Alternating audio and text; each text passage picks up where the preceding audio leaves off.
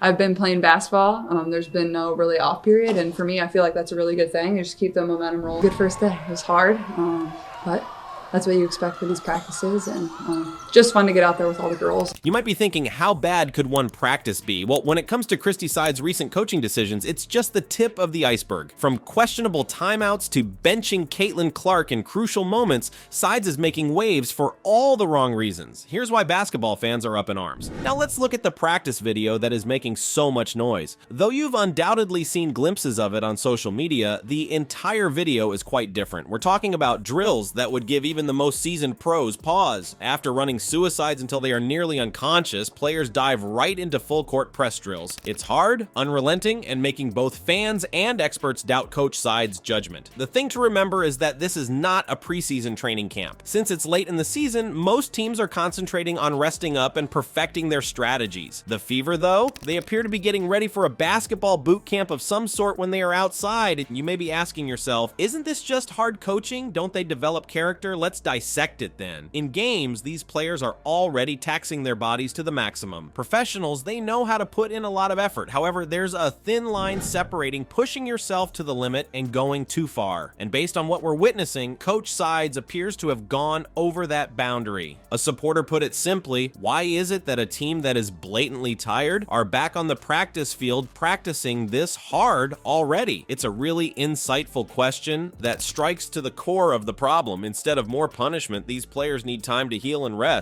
Let's discuss the toll this takes on the players though. Physically, this translates into a higher chance of injury, a longer time to recover, and a lower level of performance on game day. In your mind, it's more detrimental. Frequent high-intensity training can cause motivation to drop, burnout, and a loss of enthusiasm for the sport. Does Coach Sides really want her team to play like that? You may now be curious as to what other coaches and players feel about this. The basketball community is certainly full of opinions. It's unhelpful, according to former players, to have this level of intensity this late in the season. Analysts are doubting Sides' comprehension of player rehabilitation and management, and this is where things get really interesting though. Take a look at the Fever's most recent shows. They're losing games they should be winning, they're being lethargic, and they're making easy mistakes. Now that we know why, it's like watching a team operating on empty. What about Caitlin Clark, the promising rookie who was expected to save this team? She's having trouble too, particularly on defense. When she's being run into the ground in practice, is it any wonder? There is a stark difference between what these players require and what they are receiving. They require shrewd, focused training sessions. They require time to relax and heal. They require a coach who is aware of the times when less really is more. Do you recall when Caitlin Clark was dominating collegiate hoops? She was becoming the all-time leading scorer and breaking records left and right, including the NCAA assist record. Everyone believed she would save the Indiana Fever. However, right now, it appears as though we are observing an entirely different player. Now let's discuss the real situation involving Clark. She's having trouble, particularly defensively. Is it really true that her defensive rating is 126th out of 140 players? We know Caitlin Clark better than that. Even though she continues to lead rookies in points, it is insufficient to guarantee her position as the best rookie. The unstoppable force we witnessed in college, what happened to it? You may be thinking at this point that maybe she just needs time to adjust to the pro level. This is where the interesting part comes in. Watch this video from last week's game. Observe Clark's gait. She's taking a step slower, her shots aren't going as planned, and she frequently loses defensive plays. It resembles witnessing a player operating on fume. The worst part is that you probably remember those cruel practices we discussed. The consequences are now being seen on the court. Clark recently played 22 minutes, the fewest of his career. You don't want your star rookie to be like that. It appears as though Coach Sides is attempting to undermine her rather than strengthen her.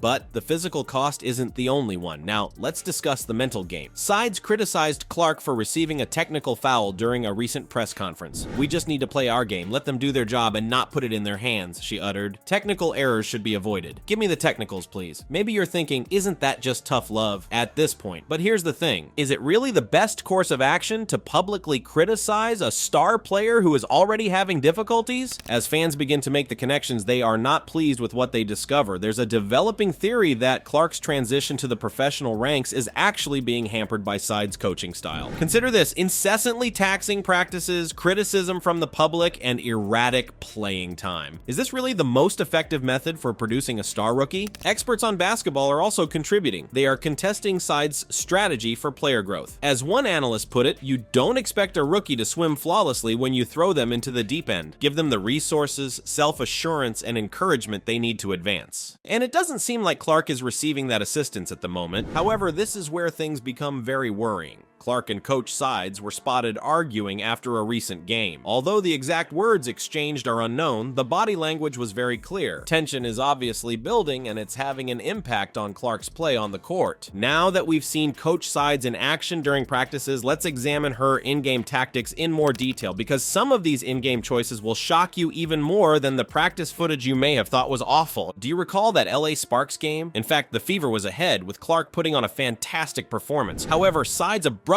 removes Clark from the game, and you can probably guess what occurs. Eventually, the Fever lose the game and their lead. Is it really true? Fans were understandably incensed. It's as if Sides is a chess player and everyone else is a basketball player. But benching Clark isn't the only thing to do. Now let's discuss those timeouts. Do you mean those that appear to arrive at the most inconvenient time? What does Sides do in a game where the Fever were leading 6-0 and gaining momentum? Initiates a timeout. She seems to be attempting to ice her own group. It's possible that you're thinking, maybe she's just trying to make adjustments. The problem is that these choices are made repeatedly in games. This is not an isolated incident. There is a pattern. Let's take a moment to examine the numbers. In terms of defensive stats, the Indiana Fever are dead last. Each game, they are allowing 89.8 points on average. It's not only bad, but historically bad as well. Furthermore, it casts doubt on Sides' capacity to create a successful defensive plan. But don't just believe what I say.